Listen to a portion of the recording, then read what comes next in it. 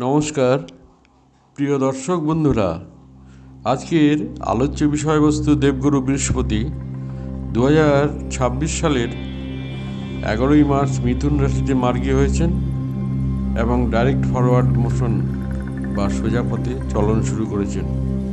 এর ফলে 2025 সালের ডিসেম্বর থেকে চলতে থাকা বক্রী গতির অবসান ঘটেছে। সেক্ষেত্রে বিশ্বরাশি ও লগ্নের জাতক জাতিকাদের দেবগুরু বৃহস্পতির আশীর্বাদে কেরিয়ার ও ব্যক্তিগত জীবনে স্থিরতা আসবে এবং সুখ স্বাচ্ছন্দ্য বৃদ্ধি পাবে। আর্থিক স্থিতি মজবুত হবে।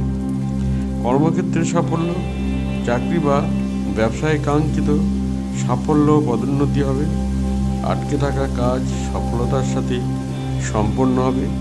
মানসিক স্বস্তি ফিরবে এবং সিদ্ধান্ত গ্রহণের ক্ষমতা উন্নত হবে। এছাড়া মানসিক চাপ কমবে। বৃহস্পতি মার্গী গতি হওয়ার কারণে পারিবারিক সুসম্পর্ক গড়ে উঠবে এবং সুখ শান্তি বজায় থাকবে। বিশ্বরাশি জাতক জাতিকাদের মধ্যে নতুন উদ্যম এবং আশাবাদী মনোভাব তৈরি হবে। সেক্ষেত্রে যে কোনো চ্যালেঞ্জ মোকাবিলা করতে সাহায্য করবে, কিন্তু এই সময় শত্রুদের থেকে সাবধান থাকতে হবে। আজ এখানে আলোচনা শেষ করছি। আলোচনা কেমন লাগলো কমেন্ট করে জানাবেন। সুস্থ থাকবেন, ভালো থাকবেন। ধন্যবাদ।